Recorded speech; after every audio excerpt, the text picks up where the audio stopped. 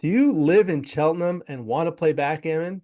Do you want to take lessons from the Jedi Master? If so, keep watching because I'm conducting an interview with the Jedi Master himself, my good friend Georgiou, in this video. Thank you for joining me. I hope you enjoy this video. Please like and subscribe and you'll be notified every time I upload a new video.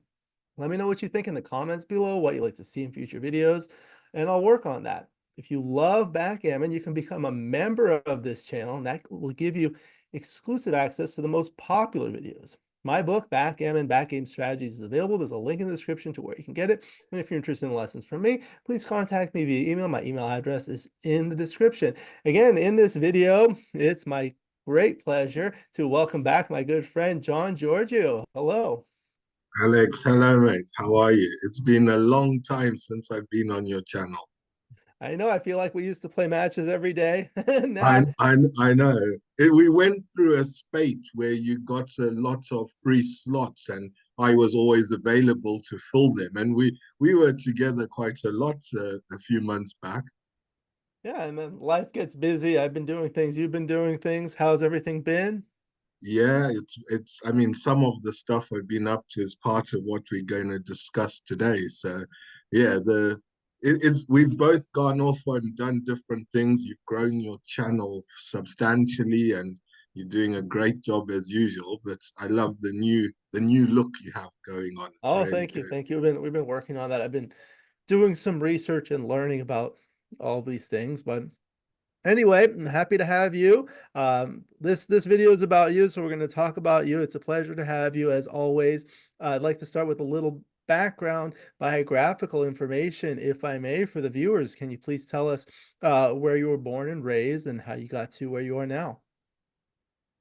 Okay, so I was born in Zimbabwe, in the capital of Zimbabwe. I'm old, but I'm not old enough for it to still be Salisbury. When I was born, it was called Harare. That was the new name Oh, post independence. Um, okay. so like in Zimbabwe, I'm what you'd call born free. That's the term they gave us who were born after independence. So yeah, I was born there. I grew up there, and I came over to England nearly 20 years ago, actually. Um, a lot of people would ask me once they found out that I'm a foreigner, they'd say to me, "So what brought you over here?" And my favorite response to them is, "I came on an aeroplane." Yeah, yeah, yeah. So yeah, I mean, I grew up there. I've been in UK now since 2004, and I've lived in Cheltenham this entire time. Cheltenham's a small little town by normal standards, but yeah, it's home. How far is Cheltenham from somewhere where the viewers may be familiar with, such as London? London is about 96 miles if you drove the shortest route, so it's not too far. Um, Bristol and Birmingham are about the same distance away in different directions, and that's about 45 to 50 miles. Mhm. So, And how far are you from Hull? where Coston lives. We have to um, meet Coston, halfway. Coston lives about 200 miles away. And I'm sure by American standards, that doesn't seem like too far a distance. But in the UK, that's a long, long way. And yeah, it's it's the I other know end of you the you two are good friends. country. We'd be Uh, better friends okay, I if know. we'd stop ducking challenges. That's a lot of fun to watch. So we're gonna talk a lot about backgammon today. What kinds of hobbies or interests do you have outside of backgammon? I like watching movies. I love music. Um, not I don't play music like instruments, but I enjoy listening to it. Um, I used to be a DJ when I was younger, so I have a passion for like hearing something I like and I share it with my friends and stuff. Like, hey, have you heard this track? You know, I get enjoyment from that. I like watching movies, sports, darts. I like playing darts and watching darts. There's a new kid who's come on the scene in the last year. He's 17 years old. His name is Luke Littler. And honestly, if you watch him play, it's like he has mind control over the darts. They just go in where he wants them. It's astonishing. So I enjoy watching and playing. Of course, I'm not a great player by any stretch. I used to really be into poker, but I don't play that so much anymore. I play a lot of chess. If anyone knows me at all, they know I have a serious dislike to online dice. And so I struggle to play a lot of online backgammon because I just go mad at the dice. So I tend to play quite a lot of chess online because it's a game that there's no luck, it's just skill. So I do that. Those are my hobbies outside of backgammon. That's good. Maybe with the dart player as the Jedi Master, you can tell him, Luke, I am your father. Yeah, that would be good, wouldn't it? That's a good one. And what kind of work do you do for the viewers?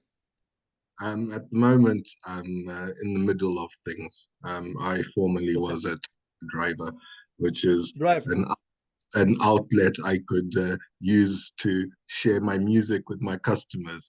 I was always like, "Hey, That's good. have you heard this song?" And people often called me the party taxi, or sometimes if it was like on the way home, they would frequently say, "Oh man, I don't want to go home now. You've put me in the mood to carry on partying." you You know, know, that yeah, where I live, I drive myself around. I actually don't drive much because I live very close to my office.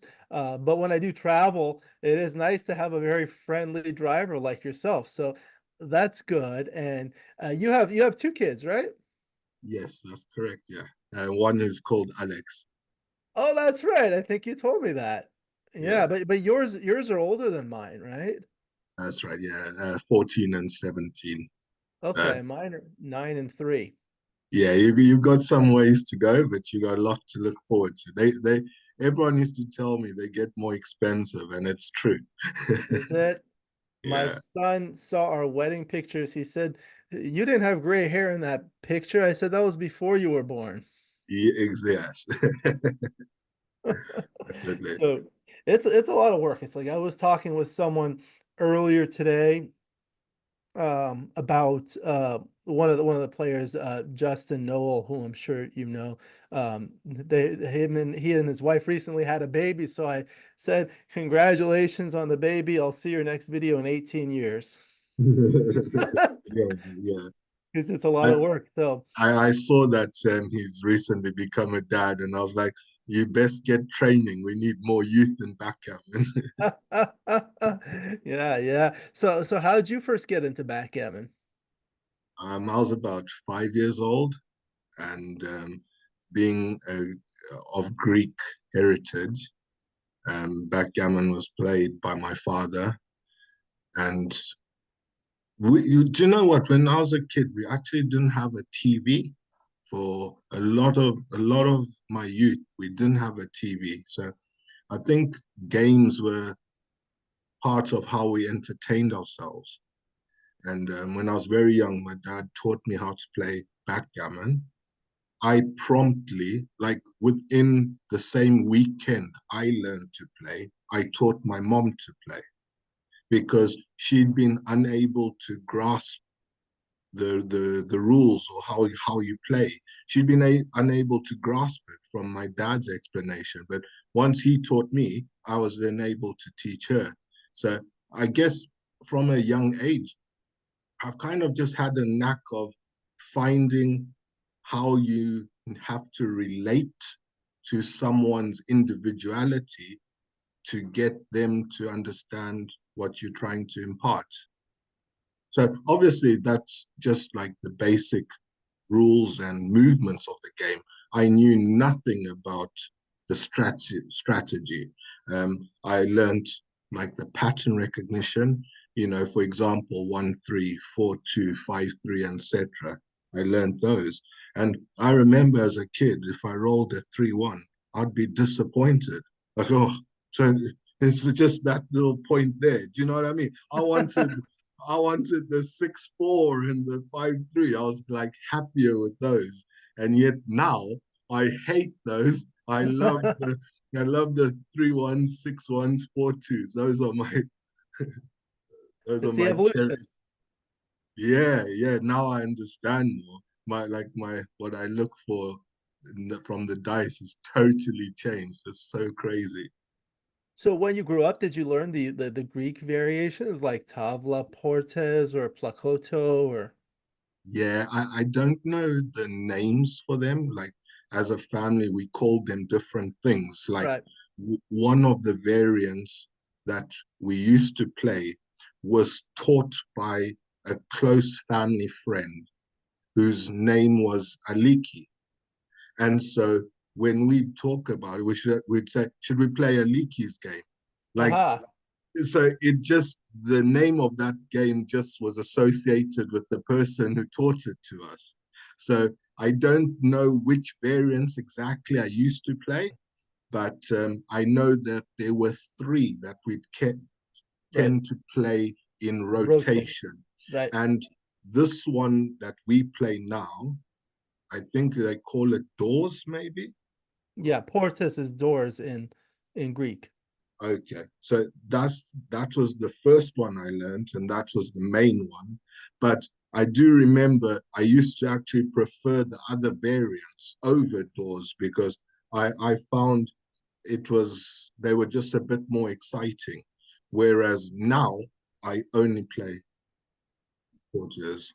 Right. There was I've the got no interest in other variants. They're just like, yeah, I've seen the pinning variety where you can pin your opponent. That one is Plakoto. And I think there's yeah. another one where you start with all your checkers off the board and you go around or something like that. And it's almost similar to the pinning one as well in terms of the Right. starting position. Yeah, Right, right. So yeah, so now I think the biggest difference for me growing up playing those kinds of games is the doubling cube. What about for you?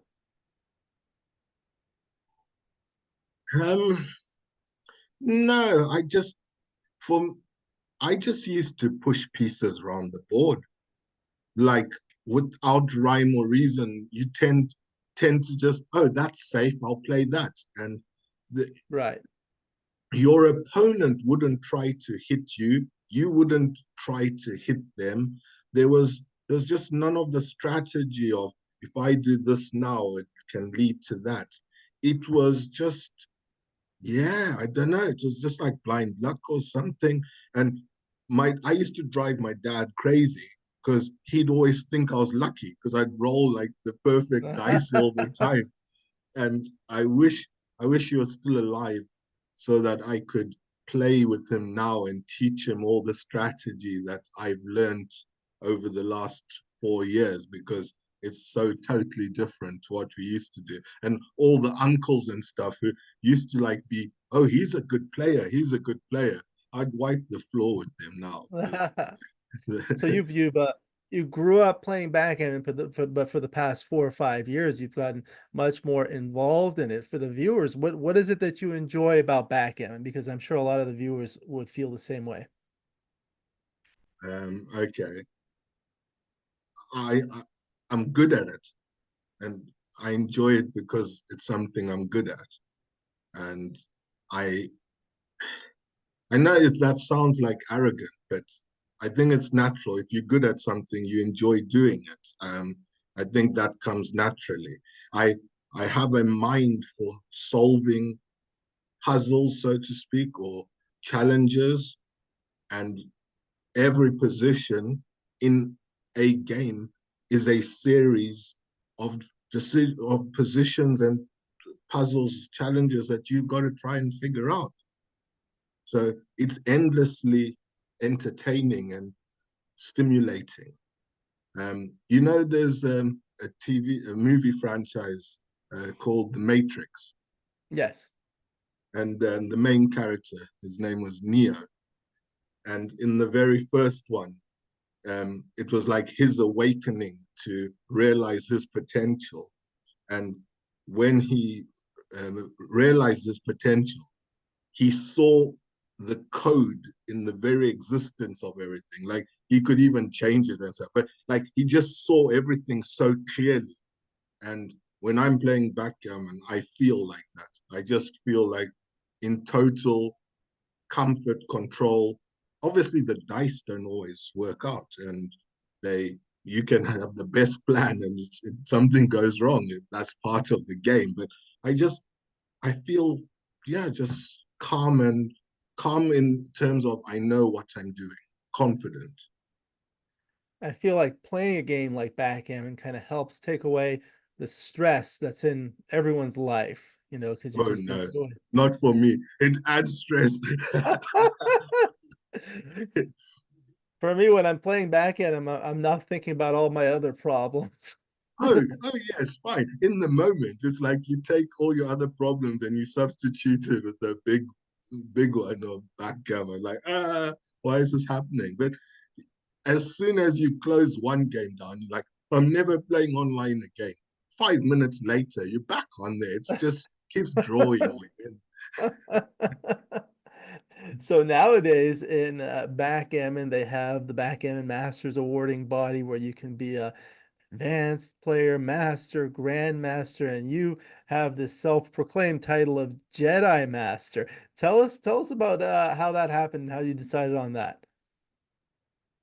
Yeah, okay. So I think one of the first things backgammon related that I spent money on when I joined the community was buying XG, the computer analysis program.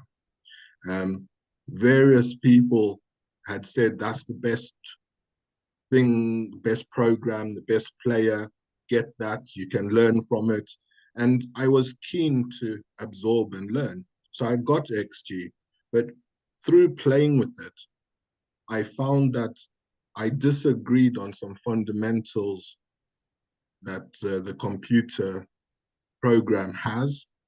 And these titles that you speak about, they are awarded based on how one performs compared to the XG program, Extreme Gammon program. And I realized that if I don't agree with it, I'm not going to be trying to emulate it. And therefore, I'll never be awarded one of these titles.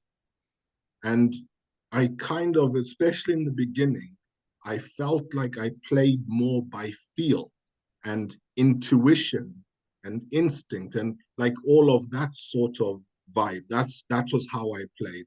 And that's kind of what the Jedi's in the Star Wars movie franchise do. They feel the force. So it just became like a bit of a play, and I just ran with it. That because I'm not structured as such like XG is, and then I just called myself the Jedi Master. And I know for the past several years since I've known you've had a lot of heated debates on the online forums with other people. But I think that's good. I think that's good as long as, you know, people are Can can professional. can you imagine if I was back in the day when there was no computer program for people to use as an argument? If it was just people debating philosophy and principles, uh, I think I'd be more appreciated than I am at the moment. Probably, probably. So Yeah, how much backgammon do you play on a given day or a given week? um, probably 2 to 3 hours. Yeah, I do play a lot. I watch your videos sometimes. I watch streams of talk of matches and tournaments around the world. Um, I'm fully into backgammon. we're going to talk in a bit about some, like I do some teaching as well. I coach people in backgammon. I started the Cheltenham Backgammon Club. So sometimes there's administration duties that I have to do for that. So no, yeah, I'm very backgammon's quite a big part of my life. Yes, yes, it's a lot of fun. So let's talk about the lessons. When did you start coaching and giving lessons? And I think it's about a year ago. I just made some adverts and put them in the Backgammon News Facebook group, say offering people who are interested to contact me. And one or two did, and one stayed with me since then. They're still a pupil of mine to this day. And I've had a few dip their toes in and out over the last few months. Um, at the moment, I'd count three as regular pupils I have, but I'm always looking to build on that. If the interest is there. Basically, it's not like a career choice that I'm doing. I was just doing it part time. I enjoy helping people. I think the better a player gets at backgammon, the more they will enjoy it because it just opens up so much more possibilities. That's good. That's good. So do you conduct your lessons in person or virtually like this or both? I can do both. Obviously, in person requires geographical, um, similarities. Right. So but I've taught a friend to play. He didn't know how to play at all, and I've taught him and I've explained the different theories and rationales, and they're a decent intermediate player. They do it for a bit of fun, so they don't take it too seriously, but they can hold their own, you know. But most of my lessons I use WhatsApp or Zoom or even Facebook as a means to screen share whilst we conduct the lesson. Yeah. That's great. And for the viewers, if they're interested in a lesson, what's the best way to contact you? I if it's okay, I'll give you some links that you can add in the description. I will. Yeah, I think I'll just put an email address and my Facebook, and people can contact me on either of those. I'm happy to say that at the moment my price is only £20 per session. I don't charge per hour because I don't clock watch. Sometimes a lesson will go an hour and a half. It's like, yeah, it's fine. It's all part of the package. Very good. Very good. So I know we wanted to talk about some of the positions and show an example of how they can take a lesson with you. Yeah. Yes. Firstly, I was going to show some of the differences I have with XG because when we're talking about the titles, um, I said I don't agree with some of the fundamentals in XG, and I wanted to just use this position with the double four to show how my thinking is not aligned with XG. Okay. Let me pull that up. You able to see this now? Yes, I can. Okay. So this is the cover, and this is the position. So it looks like red opened up with a 6-1 and white a 4-2, and red has a double four. That's exactly what I imagined this position to have got to. Okay. That's right. So So, please go ahead. okay. So now with the starting position, my philosophy is let's say I'm a house builder. To build a good house, you have to have a solid foundation. And for me, I think of backgammon in that sort of light. So for me, a solid foundation means getting a prime somewhere between the points of 8 and 4. So whether that's 8, 7, 6, 5, or if it's 7, 6, 5, 4, it's that region that I try to focus on if I can, if the dice allow me to. So here, The first example is we're going to play 13 to 5 twice to complete that foundation, that 4 prime. Let's see. Is that this one here? Yes, that's it. Okay. So if you look on the analysis, XG in a PR sense would punish me heavily for that. 207 is a big punishment. If you go to the next picture, which shows the completed, there we go. But that's what I'm looking for, because from that foundation, I have like security.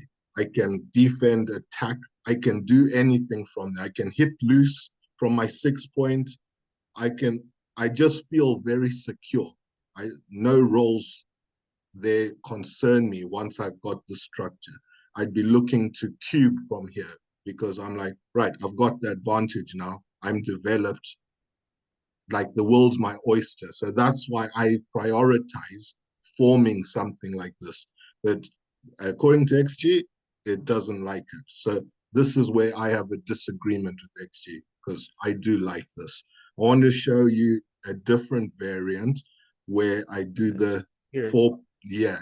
So Yeah. now here, with that gap on the 5 point, by us completing it, we make that solid structure, which is similar to the last one, but now the points have just shifted one across. We've got more homeboard points, but we are still blocking the opponent in well, because we've got the bar point as part of our prime.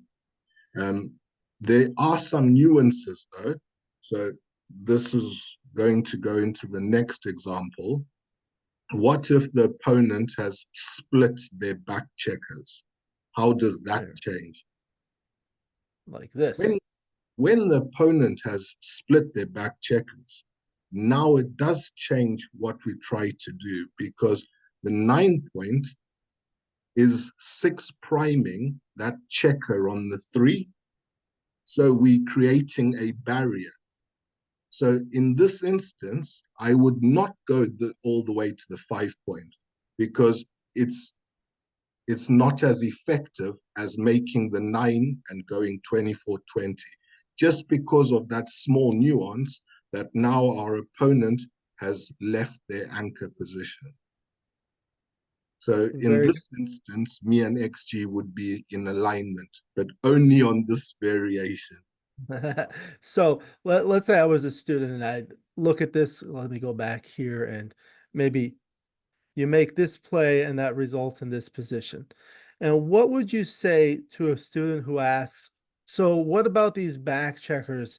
Are you concerned about them getting stuck? The midpoint is stripped. What would you say? I'd say that in this example, I'm not that concerned about them getting stuck, because the opponent has not mobilized their checkers to cover the points, which would make escaping difficult for me. This 18 point here, which will be the opponent's 7 point, how they're going to close that, except with something lucky like a 6-6, 1-1, or a 6-1, and even the 6-1 would be at the cost of, leaving a blot there. Their 20 point, their 5 point, sorry, would still need a 4-4, 1-1, 3. And doubles, specific doubles like 3, 6, that's only a 1 in 36 chance. So once you understand that, you realize it's not that likely. So my checkers here, I've got 1s, 2s, 4s, 6s that are free. That's a lot of numbers. So right now, I'd rather have this structure than worry about escaping the back ones. There's another variant where I do escape the back ones. Can you bring that picture up, please? This one? No. This one here. Okay, so this one here is now one roll sooner. So the opponent's got their 4-2 to start with, and then we get our 4-4. Now, in this instant, I want to run all the way, because making the 5 point or making the 9 point or the 4 point doesn't hold the same value as in the previous ones, because we're not completing a prime. we are starting the process of constructing it, but we are not completing a 4 prime. So I'd rather just escape both checkers, because that's another headache I don't have to worry about. If I can get these 2 checkers from the 16 past the 12 point here, all of a sudden I've got like free road ahead of me. I'm just looking to race off. So this is like just a straight racing play. Like, why stay back at all? Why only go to the 20 point when we can go past all these checkers on the 17 and 19? So here, as you can see, I'll still get a lot of punishment from XG because it doesn't want me to run all the way. But in this nuanced position, I think running all the way is the best play. One of the things my friend Paul Weaver says is, let's say you go to the 20 point, right?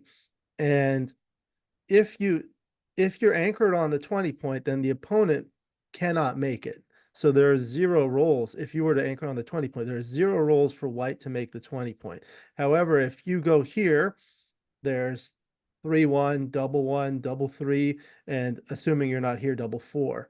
There are more numbers that could make it. So what would you tell people like Paul who would like to make this advanced anchor as, you know, a long-term asset? Well, how long term is it going to be? And then the other thing would be the addition of the 2 extra checkers in the zone. So long term, I don't know, for the next several rolls, I guess. Yeah, the aim of the game is to get round and off. So that should be your first plan, is to race. You shouldn't plan to be involved in a siege. If you can run for it, that should be your first plan. So yes, the opponent can build there, but we never have to visit there. Why? What's the guarantee that we're going to get hit and go back and have to deal with him making his 5 point? There's no guarantee. So we just run now. We get past these 2 checkers on their way round, and then Bob's your uncle. Like, you don't have to always be pessimistic. Be optimistic. Why can't, if we go, for example, we go to the 16 point, let's say we get something like a 5-3 or a 6-3. We Right. play one of them to the 13. We come round to the 11 or 10 with the other one. We're not hit by these 2 on the back. All of a sudden, we've escaped and come round, and we're just looking to go home now, nice and quietly, and not take any risks because we're ahead in the race. And there's just, yeah, it can go bad, but it can also go good. Yeah. So let's say, for example, you play here, and then white rolls a 5-1 next and brings one down 13-8 and splits these back checkers. Okay, so now these 2 checkers are split, and then you roll a 6-3 to bring one here and one to the 10 point. And now you have 8s and 9s to hit one back against the 2-point board. I mean, that's not really too unlikely. There are a lot of shots to hit a checker back. That's the concern that I may have by coming here as an example. Yeah, I mean, 6-3 would not be one of our better rolls. What what if we rolled 6-1 or 4-2, or Right. we could play other moves. I'm not saying as soon as we arrive at the 16 we have to leave it. We could, there could be other potentials that we Right. can play whilst we maintain that until it feels like the right time to leave it. But that, yes, it all depends on what your opponent rolls in the meantime, and Of also course. how they play it. That would influence our choices. And I can't cover all eventualities. It's just that in this instance, we allow ourselves to uh, bypass a lot of barriers that our opponents trying to put in front of us. That 4-2, that's put a barrier in front of us. In one roll, we can go past 3 barriers. Why not? If we go to 20 point, at some point, we are going to have to leave it. What's the risk going to be like then? It's all about risk and reward. I'd just rather get the hell out of Dodge. The 9 point in this situation is not helping me. It doesn't prime my opponent. It's just two builders, but if I use one of them, I leave a liability. Let's say I roll 4-1 after I've made the 9 point. I'm likely going to make the 5 point with that 4-1, but then I've left that blot that's on the 9 now vacant to make that 5 point. So everything has pros and cons, but in this situation, you've got a good chance to run. Why not run? Okay, Racing should be your main plan, I think. If you can race, go for it. Okay, and then there was also this doubling decision that you wanted to go through. Okay, so before okay, so this is the opening picture for the doubling. One of the best things I learned when I was transitioning from just a recreational player of backgammon to this new enlightenment of backgammon was probability. So there's 36 possible dice rolls, and understanding the probability of the various sequences happening was mind-blowing for me. And I wanted to use this double decision here to illustrate how it works. So white's got 4 checkers left to take off, and red's got 2. If white rolls any double, they are off and they win. So what's the chances of that? So we know that there's 6 out of 36 dice rolls which are doubles. That's 1 in 6, which is about the 17% chance, I think. So it's 17% of the time white will get off. But the other 83%, white doesn't, and they've still got 2 checkers. But now, can we go to the next picture, please? Now we've got to stop and think, okay, how many times does red get off? The answer is that 26 times out of 36, red gets off. But there are 10 occasions when red doesn't, when they roll a 2-1, 3-1, 4-1, 5-1, or 6-1. Double 1 still works for red. So the odds of rolling any single number are 11 in 36. But because double 1 is not is still helpful for red, there's 10 which are not. So now you got to think, okay, it was that 17%. It's another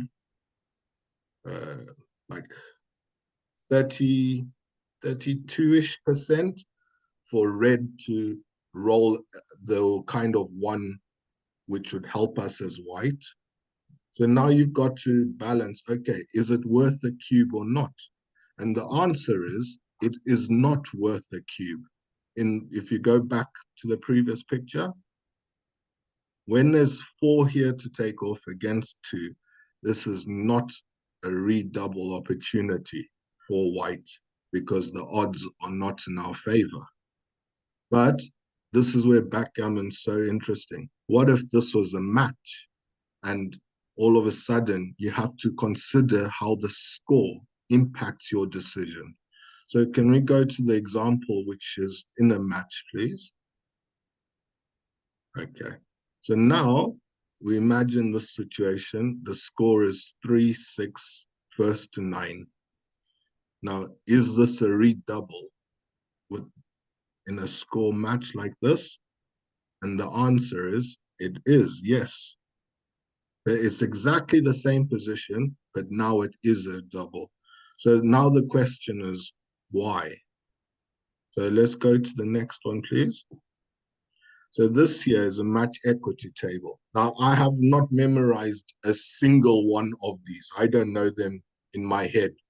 I know they're there on XG.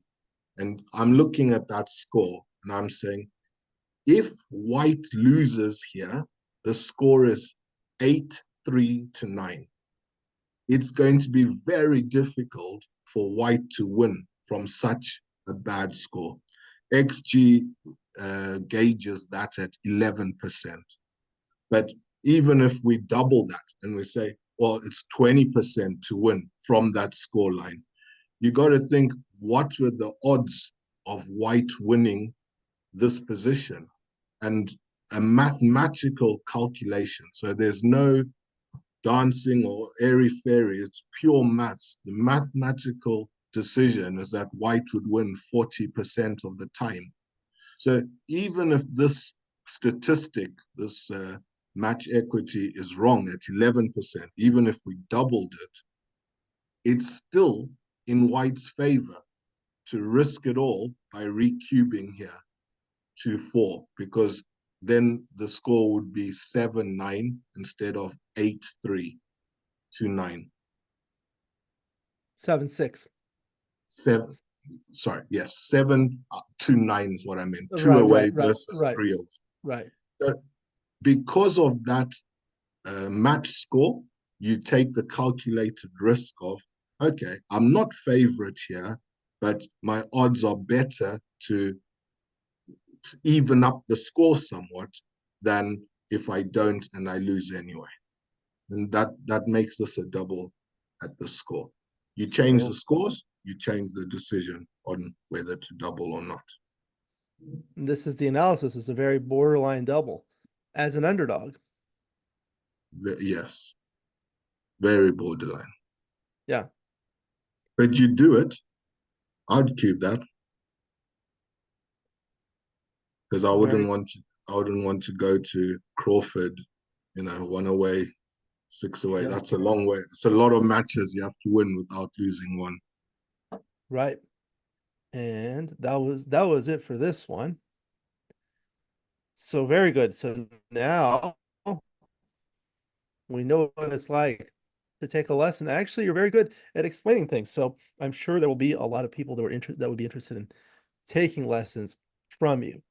So the other thing I wanted to talk about is the other thing that you've been doing a lot is the new Cheltenham Backgammon Club. So let's talk about that. I also have the Facebook group pulled up. If you want, we can show that in a moment too. But how did you decide to start this club? What motivated you? I'm not sure, to be honest. I I think I've been a member of other geographically close backgammon clubs. For example, there's a Worcester club and there's a Birmingham club. I've actually done about 3 or 4 seasons at Worcester, and I did 1 season at Birmingham. And I was just annoyed that I have to travel like basically an hour each way just to attend club league nights of backgammon. I wanted something closer, and eventually I decided, let me try and start one. So, I roped a few of my friends together who know backgammon just a little bit, and I found a venue and I started a club. I advertised on Facebook, and people I didn't know started coming along, and other people found out, and other people um, spoke with other people, and it just started just growing like organically. And we now we're running our first league in the middle of our first league season, and we've got 14 players in the league. We barely used to get 6 or 7 turn up in the early weeks. I used to wonder sometimes what's the point, because it was just a few of us just turning up to play a few games. It was very like tame, and it's just grown so much.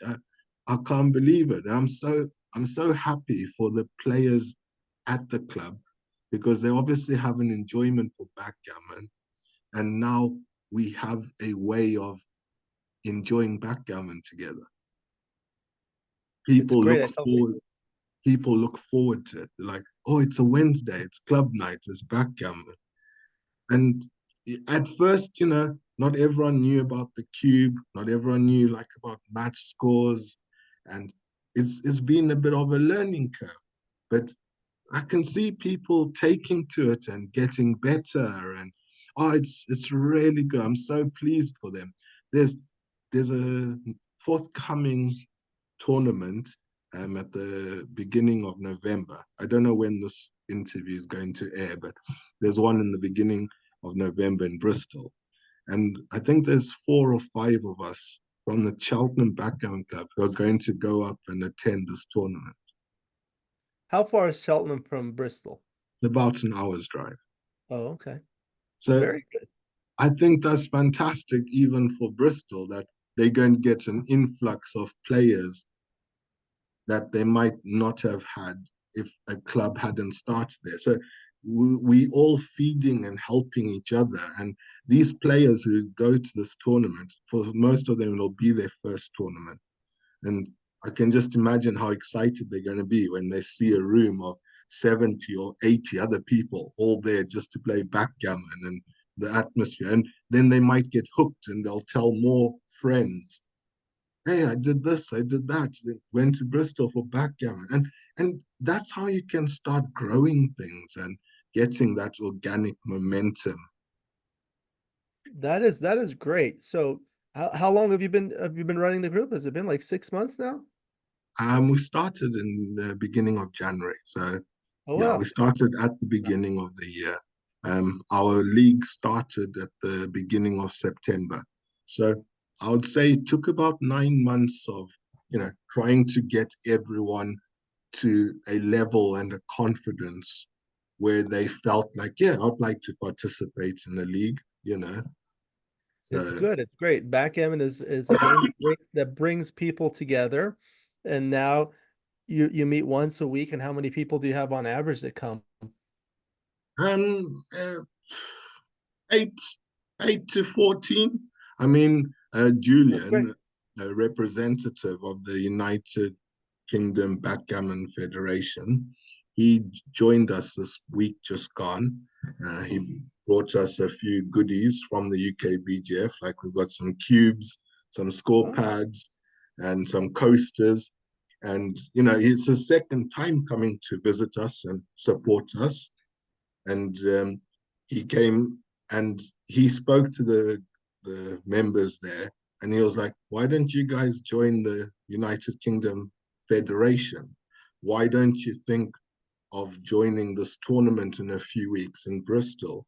And his speech resonated with some of the members, and I think 4 have signed up to the UK Backgammon Federation, and 4 are off to Bristol for the next tournament. So, you know, it just works so well that you have receptive people ready to, okay, let's do this. Let's go on this adventure. That's great. So is that Julian Federline? No, No. Minwala. Oh, okay. Oh, yeah, yeah, yeah. So he's involved in the UK BGF. Um, yeah, don't talk to me about the other Julian because he's local and he's not even been once to the club. So where's the support? Well, maybe he has other things to do. But you've been doing this and you've been growing your own group. So what are some ideas you have about how to grow backgammon? Of course, you've been doing it locally. What else? Like if somebody else wants to grow backgammon. Um, I, I I don't have any unique or original ideas. I just seen some things that other people have done, and it's resonated with me as something worth doing. And one of those is getting like a banner made that you can then put somewhere quite public so that people know about you. Because no, people still don't know that, oh, there's a backgammon club in Cheltenham. So when we first started, I made some flyers, and I went around all the the Greek fish and chip takeaway shops. So I was like, Greek people know backgammon, they won't Yeah, mind. yeah. And I tried to do a bit of advertising like that. And one of our first and early regulars, he saw one of those posters, and him and his sister-in-law like were part of the core group of the club from quite early on, off the back of one of those flyers, you know. So they do work, but just get the word out there, spam social media, you know, find local groups. I see all kinds of posts about cats and this and that, all because I've joined groups that I've got no interest in. I just wanted to use them as an avenue to get the word out about the Backgammon Club. So, I spam them with backgammon, they spam me with all sorts of other nonsense. Yes, my friend Michael Pines and others in San Diego really grew their club by just putting flyers out at like all the stores. And I know there are a lot of these other ones that are doing it on social media, in particular on Instagram. They get like hundreds of people showing up to their events, and they're young, and it's like 50% women. And I think another way to grow is with YouTube. I think backgammon is obviously a visual game, so YouTube is a good platform to allow people to watch it. So, having channels like yours and others are definitely very good to help grow backgammon. So, I wanted to thank you very much for all of your efforts, not just with YouTube, on Facebook and Cheltenham, all over the place. It's a better place to play backgammon when you're around. Thank you. Yeah, if you're not minding the few irate comments that go from time to time, the Cheltenham Backgammon Club are used to me ranting about the dice. I'm like, oh, these live dice, oh, and it becomes a running joke. And they get so excited when they beat me in a match. Like, oh, yeah, they enjoy it. They enjoy it so much. You do have a lot of enthusiasm. Did Yeah. you want to go through now that you have a Facebook page, the Cheltenham Backgammon Group Fellowship Facebook page? Yeah, sure. Look, I don't know how many local people to Cheltenham will see this video, but please do share the Cheltenham. There we go. And people that don't live in Cheltenham can still join the Facebook group, so that's good. Yeah, like you are a member, and Yes. Orad is a member. All right. Great. Yeah, and he posts some. And Refresh it. Daniel, I haven't seen anything from Daniel for a while. Backgammon is beautiful. Has he not Dan been? Rivera. Yeah, Oh, you mean in terms of videos? yeah, I haven't seen anything for a while. He told me he's, been busy with work and things like that, so Hmm. he hasn't had as much time, but he hopes to. So this is you have the Jeffrey Parker, very nice. And That was a link. That was a link to join the UK BGF. oh, very nice. You have some Yeah. pictures here somewhere, right? Maybe let's see some of your pictures. Yeah, that's some of them there. A lot of people. I mean, look at. I love the way we all sit in a row. It Yes. feels very communal when we do that, not Great. haphazardly scattered around. We all just like join up next to each other. Is that a restaurant? What's the venues that you use? It's just like a members club. Yeah, I see. yeah. And I was just showing some of those pictures you've just gone through. I was just showing some of the newer members how they can check at their ratings on the Oh, UK, you know. so if So someone wants to start a club, what's the best way to find a venue? I mean, do you have to pay for the venue, or how does it work? no, we don't pay for the venue, but as a members club, we are required to become members of the venue. Okay, so each individual has to pay a fee. Yes, but it's like £12.50 for the year, Oh, and that's nominal. you get cheaper bar prices. So Yeah. in a year, you would more than save that money anyway, Right. because you get cheaper prices at the bar than if you're a non-member. So it's a no-brainer. Looks like everyone has a lot of fun. Where's that one? I wanted to show. This is your beautiful XG board Yeah, it with the blue is checkers. I remember we put, with gammon checkers. Yeah. yeah, beautiful. So if someone wants to join the Cheltenham Backgammon Club, they can go to this Facebook group. Yes, and we've also got a website. Is there a link here? We can go. Yeah. If you go to scroll down to one of the last posts, down, down, down, down, right, up, up Up, up. there. Click on that league there. If you click on that, then that'll take you to our web page. Are you seeing that? Yes, I'm seeing that. So if you click on about now, Let me, you click on about. okay, so let me make sure this is working. Okay, so now this is the website. So let's start with the home. This is basically the home. Okay. Yeah, like home, there's not a lot. Okay. That's just the So home. And then about, about, oh, great. yeah. So that's the when we meet, the Aha. address, like that's all of that. I will put a link in the description to this website so people can go to the website too. And you Yes, have, thank you. yeah, my And then pleasure. and This is then the the league, league. Oh, this is nice. the league that we started.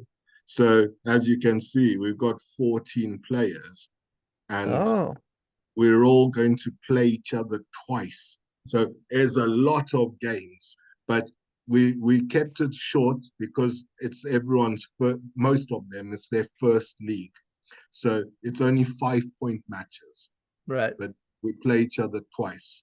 So I think it's going to be like 26 matches in total. Right, right. It's interesting. What we do here locally is we have, oh, maybe 20 to 50 people that come regularly, but not everyone comes every time. So we have a tournament actually twice a week, and whoever shows up is able to participate. And depending on how far you go in the tournament, you will get what we call master points. And the person who accumulates the most master points at the end of a year or a month gets a prize. That sounds really good. Yeah. Do your members pay every time they visit as well? Oh, so the way we do it is a little bit different. We go to a restaurant, and the restaurant allows us to occupy a space, but everyone is required to get a meal. But we do it at dinner time, so people are going to eat anyway. So that's how we do it. Okay. Yeah. So Yeah. it's probably yours is probably more expensive per player in the long run than ours, where you have a once-off nominal fee to be a member at a venue.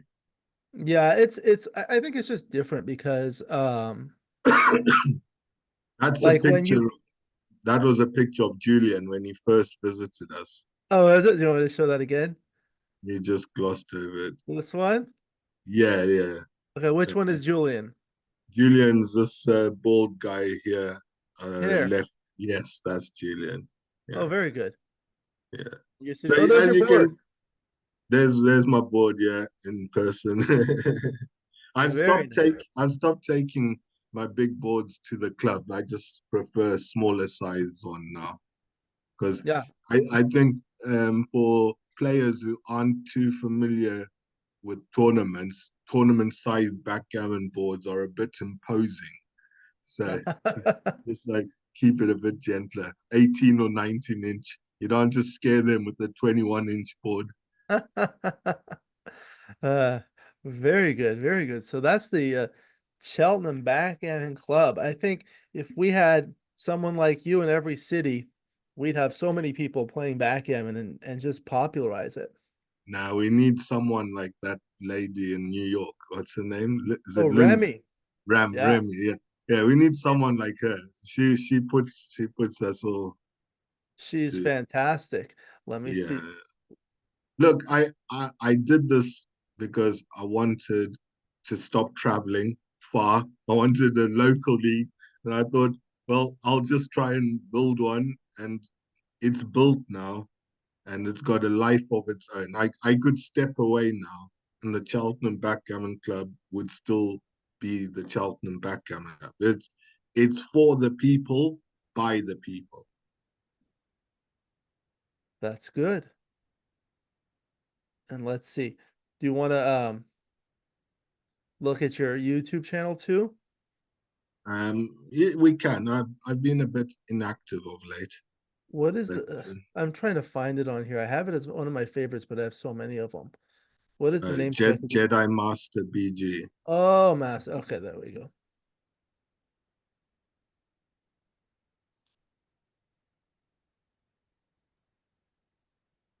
Oh, You got it? not yet. Let's You want see. me to share it from my side? Oh, here we go. I see it now. Here we go.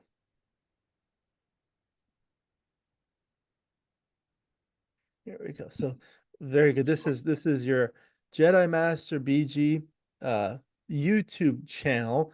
You've got 130 videos. That's a lot of videos. What motivated you to start this YouTube channel?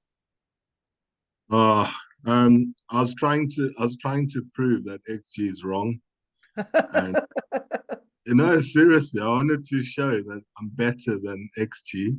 So I thought I'd play against XG and beat it. So I played 100 matches against XG, Like this one. and and I lost 65 or 67 of them. It was horrendous. He kept beating me over and over and over. So yeah. I see a lot of my friends here too. Yeah, I started off with some big names and some very dodgy production. But it's really good. Like I feel like especially like with the stream champs, that's a lot. You've done a lot Yeah. there. Yeah, yeah. I like that picture where I subbed my face in for a llama and it's like Oliver Squires is walking me. That I was saw it. I saw it. Where was it? Did I pass it? Here, this one here. yeah, I thought it was a yeah. goat. So Yeah. that's Because Oliver holding the that holding the yeah, that's Oliver Squire. Yeah, so I just took that photo and like butchered it for my thumbnail for that video. I enjoy playing Oliver. He's so he- calm and yeah, him and he's very Reese. good. He's an outstanding player. These Yeah. these thumbnails do really well. I've learned when you do something like that. And I see you had Simon Bargett, uh Yes. Wilcox Snellings. I saw Dan Rivera, Mochi somewhere. Is that Jeff Hall and Michi and Tim Cross? You see, you know them all. You know them all. Yeah, I feel like it's a small community.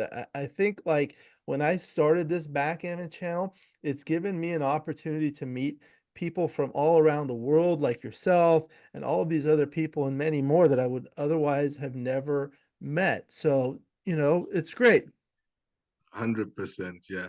I mean, I when I went to Monte Carlo, that's when I met a lot of the more well-known players in the Right. community. That was a great experience. Hey, you didn't say about Callan. Didn't you see Callan there in that one video? Where is he? There we go. There he is, bottom left. Oh, here. Oh, Yeah, yeah. that's Callan. Yeah, You've I had remember when you used to be friends. yeah, you've had him and me on your channel a few times. And yeah, there's one with Hannah Oh, and she's great. And James yeah, McNaughton. and James and I played Dirk in the Stream Champs. That was amazing. What an Yes. honor! What an Uh, honor to play him, and he let me win as well.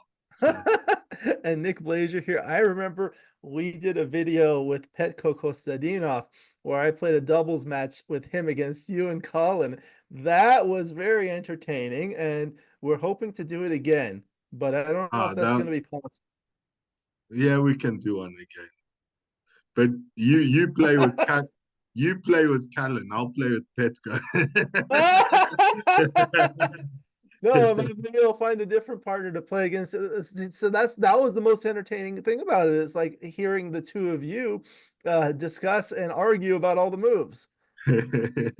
Yeah, we do a lot of arguing, me We and had I think you remember let me Turn this one time. Uh, we have a mutual friend, Jeff Hall, of course, from the UK. He said, we were talking about this maybe a year ago or something. He said, if you want to get a lot of views on a video, why don't you have a match between John Georgiou and Costin? I'm up for that. I remember when I said that's a good idea, so I sent an invitation. I don't remember exactly what he said, but what was like I said it and you said, "Oh yeah, I'll play." But he said something different. Yeah, yeah. He doesn't want to face the music. He just likes singing behind the curtain. And yeah, we won't drag Costin out. No But chance. he still has an invitation. Everyone's welcome to join. It's fun. I actually enjoy. I was playing a match on a video with a player today, and they say, well, I have all these grandmasters that come and play. I've had like Mochi, Dirk, Sheeman, Michi, Wilcox, Snellings, all these people, and they're like, I don't want to play because I'm not as good, but it's okay. Like I have people of all levels that come and play, and it's actually a good thing because when someone watches that and says, oh, this person's on the same level as I am, I can do that too. It just increases the exposure. Yeah, I've never felt like that. Nobody, no, nobody shades me. You So, don't lack so yeah, confidence. yeah, yeah. No, when it comes to backgammon, I'm not. Yeah, I'm happy to play anytime. Very good, very good. So it's been such a pleasure to have you and learn about all the things you do in backgammon and talking about you and your coaching and lessons, and in particular Cheltenham Backgammon Club. Congratulations on your efforts and your growth. Is there anything else that we missed that you wanted to discuss? Whilst we're talking about the Cheltenham Backgammon Club, I'd just like to thank the UK Backgammon Federation because I feel supported by them. They've they've helped. They've given us a few grants, which we've used to buy some backgammon boards for the club. So because not everyone had their own board, so we've been adding to the equipment of the club. They helped with getting the the administration side of the rating system so that I could upload the new players and we could have an online presence. We've actually gained a few members because of our inclusion in their club listings. So someone who's not on Facebook, who hasn't seen anything, they've just looked for backgammon in Cheltenham, or they've found the Federation webpage and they've looked at what's local to them, and then they found us and they've got in touch and they've come and joined us. Um, I think this is instrumental. So I would like to thank them for their support. And I'd like to thank each and every one of the Cheltenham club members who have taken the club into their hearts as well, because without them, there's no club. So that's who I wanted to say thank you Great, great. Very good. Cheltenham Backgammon Club every Wednesday in to Cheltenham. every Wednesday. Very good. That's when we have our tournaments too. We have Wednesdays and Sundays. Um, so great. Any final comments before we conclude the video, John? No, Alex, thank you for having me. It's been really nice catching up with you as well because we've both been so busy lately. So yeah, I've enjoyed it. Thank you. Very good. My pleasure. It's always a pleasure to see you, and certainly you have an open invitation to come back at your convenience. We'll go ahead and conclude the video. Thank you to the viewers for watching. I hope you enjoyed this video. Please like and subscribe, and you'll be notified every time I upload a new video. Let me know what you think in the comments below, what you'd like to see in future videos. Have you been to Cheltenham? Do you play? Do you want lessons from the Jedi Master? And if you really love backgammon, you can become a member of this channel, and that'll give you exclusive access to the most popular videos. Again, my book, Backgammon, Backgame Strategies, is available. There's a link in the description to where you can get it. And if you're interested in lessons from me, please contact me via email, and I'll put John's contact information in the description as well. I look forward to seeing you in future videos, and until then, keep rolling your dice.